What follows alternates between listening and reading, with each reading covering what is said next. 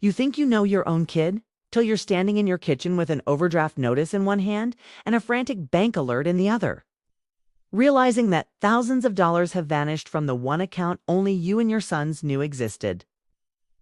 You are replaying security footage, watching one of your boys slip into your bedroom like a ghost, and your stomach turns because you recognize the sweatshirt. Yet the son, swearing he's innocent, is pointing at his brother, just as desperate. Suddenly, the two people you love most are screaming, crying, blaming each other. And you're the judge, the jury, and the heartbroken mother who has to decide who's lying. And when the truth finally surfaces, when you learn it wasn't just theft, years of entitlement, favoritism, a quiet betrayal, you never let yourself see you're left asking. When your own son steals from you and ruins his brother to hide it, what do you do next? I'm a mom in my late 50s, the kind who folds laundry while binge-watching Toxic, Reddit AITA, and betrayal stories because somehow other people's chaos made my own feel manageable. I never imagined I'd be living a story straight out of those drama-filled comment sections. The kind strangers argue about at 2 a.m. I've got two sons, Ryan, my oldest, and Mason, my youngest. And if you had asked anyone a year ago, they would have said I was the luckiest mom around. From the outside, we were the picture of normal. A peeling white house, a beat-up minivan. Two boys who fought over the Xbox but hugged their grandma like little angels during the holidays. I worked long days in a medical office, never fancy, just steady. My ex-husband, Dave, drifted in and out when it benefited him, always playing the fun parent while I got stuck as the responsible, boring one. He treated child support like a suggestion, not a duty. The truth is, Ryan inherited a lot from Dave. Charming, magnetic, the kind of kid who could flash a smile and melt any teacher's irritation.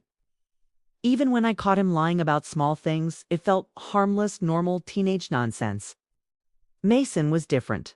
Quieter, thoughtful, the kid who watched emotional story channels, Googled financial advice, and asked if I'd be okay when I got old. Ryan soaked up attention. Mason carried the weight of worry that wasn't even his. Money was always tight, and that matters here. After the divorce, there were years when I ate one meal so the boys could have two. I wore the same pair of work shoes for 4 years because every time I saved a little, someone needed braces or inhalers or cleats. I didn't think of myself as selfless, it was just survival. But slowly, quietly, I started tucking money into a separate account my ex didn't know about. It started with $20 here, $50 there, plus whatever overtime I could grab. I called it an emergency fund, but deep down, it was for the boys, for their future. I dreamed of helping them with college or getting them a car that wouldn't die on the freeway.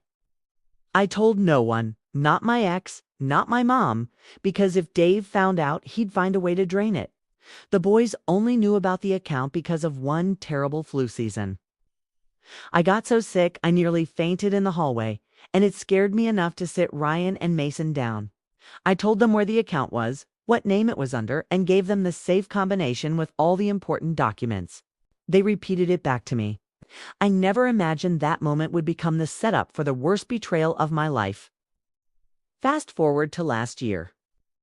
Ryan was 19, on a gap year that looked more like avoid responsibility forever, working part-time. At a car wash and spending the rest of his time gaming or disappearing with friends. Mason was 17, still in school, working nights at a fast food place. Saving for community college so he wouldn't add to my stress. They still teased each other, still laughed together. And I'd sometimes stand in the hallway listening, thinking maybe I'd done okay. Then the letters started.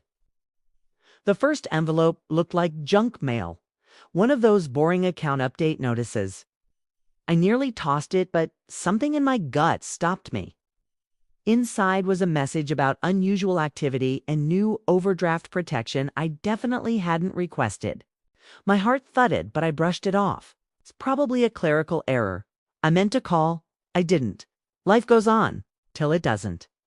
But that was only the beginning. 2 weeks later, a thicker envelope arrived. Heavy, serious feeling. I opened it at the kitchen counter, expecting fine print or policy updates. Instead, I saw the numbers that shattered me. The balance that should have been sitting at just under $31,000 after years of sacrifice was now $74.13. I stared at the page, waiting for my brain to insist it was a mistake. It didn't. You know that feeling when the world gets very quiet and your body suddenly feels too heavy? That was me, fingers shaking on cheap printer paper. I rushed to pull up my online banking on my phone, and the transaction list hit me like a physical blow. Cash withdrawals, transfer to checking. Another withdrawal. Over and over, like someone had just reached into my rib cage and scooped out everything holding me up. These weren't small amounts. We're talking 2,000 here, 5,000 there. Like my life savings were some casual ATM for a stranger. Except it wasn't a stranger. The timeline lined up almost perfectly with the past 6 months, right around when Ryan started dressing nicer, going out more, and somehow always had gas money, despite his hours at the car wash getting cut. He'd brushed it off as tips. "Mom, relax, it's a real job," and I believed him because I wanted to. That night, I didn't sleep. Every Reddit stories video about family drama and money suddenly felt like a warning I'd ignored. The next morning, I did something I had never done before. I logged into the tiny, dusty security system account I'd gotten years ago after a break-in down the street. The cameras were old and glitchy, just two. One in the living room, one in the hallway outside my bedroom. I'd mostly forgotten about them. Scrolling through that footage felt like invading my own life. Clip after clip of empty rooms, kids grabbing snacks, me dragging my tired body down the hallway. Then I saw it. One night around 1:30 a.m. Ryan's tall frame moved down the hallway in the dim light, wearing that dark gray hoodie he lived in.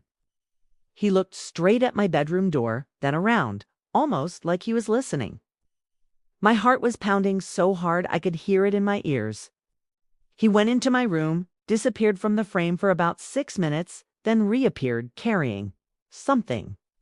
You couldn't see it clearly, but he was cradling it under his arm like a shoebox. My safe was small, black, and exactly that size. I confronted him that evening when he came home. My phone in my hand, bank statements spread out on the table like a crime scene. I didn't scream right away. I was too numb. I just said, "Ryan, did you take money from my savings?" He froze. Then his face did that thing shock, then confusion, then insult like I'd slapped him. "Why would you even ask me that?" He said, voice rising. "Is this because I went out last night? Are you serious, Mom?" I showed him the balance. I showed him the timestamps. I watched his eyes flicker, calculating. Then, lightning fast, he said, "It wasn't me. It was Mason." My entire body went cold. "What?" Ryan shook his head like he couldn't believe he even had to explain. "Mason's been weird about money for months. It's always out, always talking about opportunities and investing. He knows the safe code too. You told both of us, remember? He asked me a while ago how much you had saved, and I told him I didn't know. I thought he was just curious. But then he started coming home late, with new shoes, new headphones. You didn't notice?" Mason walked in midway through this, dropping his backpack by the door, smiling like any other day. Ryan turned on him like a switch was flipped. "Tell her, Mason," he snapped. "Tell her what you did." The confusion on Mason's face was so raw, so pure, that for a second I wanted to believe him. His eyes darted between us, then to the papers on the table. "What's going on?" he asked, his voice already trembling. I can still hear my own voice, tight and strangled. "Did you take money from my savings account, Mason?" He blinked, and something in his expression crumpled, like I'd just accused him of hitting a puppy. "What? No, Mom, what are you talking about?" Ryan scoffed theatrically. "Come on, dude. She knows. The money's gone. All of it. You think the bank doesn't keep records?" He turned to me. "You want to pretend he's some innocent little angel? But he's been bragging to his friends about flipping money, doing crypto and stuff. You never listen to what he actually says." Mason's cheeks flushed bright red. "That's not I just talked about learning to invest someday." "I never touched your account, Mom. I swear." His eyes were getting shiny now, shoulders tense like a cornered animal. Why would I do that to you? Then Ryan said, if you really didn't do it, Mason, let Mom check your phone, your bank apps, your messages. You got nothing to hide, right? It was a trap and a performance at the same time. The perfect Reddit AITA manipulation move. Mason froze. You want to go through my phone? Seriously? His voice cracked. You don't trust me at all? I was shaking now, not sure if it was rage or heartbreak. If you didn't do anything, just let me see it, I said. Help me understand. This is our whole future we're talking about. Mason swallowed hard, pulled his phone from his pocket, and stared at it like it might bite him. Then, with tears forming, he slammed it down on the table. You know what? No, you don't already believe me. Doesn't matter what's in there. You've already picked your side. Then he stormed down the hall, slammed his bedroom door, and locked it. I stood there, sandwiched between my accusing older son and the echo of a slammed door from my younger one, realizing I had lost control of my own home. My mother, their grandmother, showed up unannounced one afternoon, clutching a Walmart bag. She's the type who watches those real-life story and Reddit stories channels more than I do, and she has zero filter. She walked in, dropped her bag on my table, and pulled out a hoodie. Ryan's gray hoodie.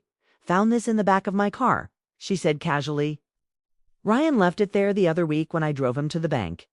My spine snapped straight to the bank.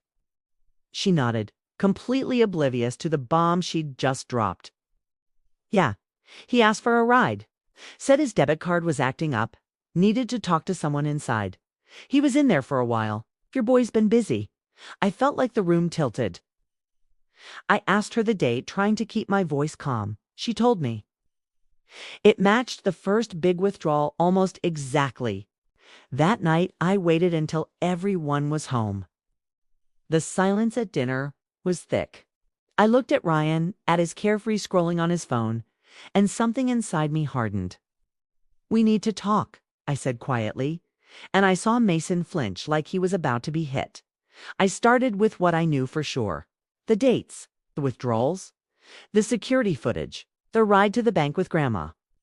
Ryan's face slipped, just for a second, before he recovered and rolled his eyes. You're really going to act like that means anything? He said, I did go to the bank. Because Mason told me you were setting something up for him, and I wanted to ask about my own savings. You're so obsessed with this betrayal story you're making up connections that aren't there. Mason's fork clattered onto his plate. I never said that, he whispered. I never said anything like that. Why are you dragging me into every lie you tell? Ryan pushed back from the table, crossing his arms. Oh, here we go. Poor little Mason, the victim in this family drama. Mom, he's playing you. The words came out of me before I could stop them. Enough, both of you, enough. My hands were shaking, but my voice was low and steady. I'm done guessing. I'm reporting the theft to the bank. They can involve the police. They can pull camera footage from the ATM, from inside the branch, trace every withdrawal. Whoever did this is going to have to answer for it.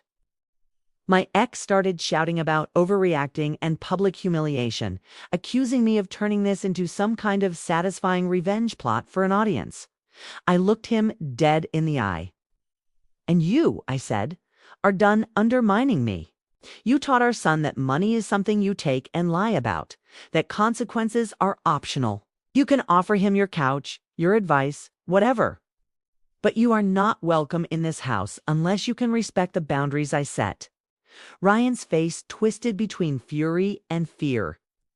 You're choosing him over me, he spat, jerking his chin toward Mason. You always have. No, I said softly. I'm choosing the son who didn't steal from me and then lie to my face. That's not favoritism. That's basic self-respect. There was screaming after that, of course. Stores slamming, things thrown into a duffel bag. My mother crying in the corner, muttering about how she'd seen enough toxic family chaos for 3 lifetimes. Ryan stormed out into the night with my ex trailing behind him, both of them hurling accusations over their shoulders. The door closed, and for the first time in months, the house was silent. I don't know, I said, but I know this. I'm done sacrificing everything in secret while everyone else spends my life like it's nothing. From now on, no more financial secrecy. You and I are going to rebuild together. Slowly, honestly, no lies. Over the next few months, that's exactly what we did. I withdrew the police report on one condition, that the bank mark Ryan as fully responsible and that he signed an agreement acknowledging the debt. I closed the old account and opened a new one with Mason as a cosigner. Not because I needed his permission, but because I wanted transparency. We sat down with a spreadsheet, something I never thought I'd do with my kid, and mapped out our expenses, our goals, the tiny steps we could take toward stability. Ryan texted a few times from his dad's place, at first full of anger, calling me dramatic, accusing me of making him into the villain for a one-time mistake. When he realized I wasn't budging, the messages shifted. He asked if he could come home just until he got back on his feet. I repeated my conditions every time: job, repayment plan, apology to Mason. Months later, he finally sent a picture of his work badge from a warehouse job. It wasn't glamorous, but it was real. He started sending small payments every month. The first time I saw $40 land in that new account with his name in the memo line, I cried. This wasn't some neat, tied-up-in-a-bow revenge story where everyone learned their lesson and hugged it out by Thanksgiving. Our family is still messy. There are still wounds. Mason is in therapy now, processing what it means to be falsely accused by people who were supposed to be his safe place. I'm learning how to set boundaries for the first time in my life. Even when it makes me feel like the villain in someone else's version of events.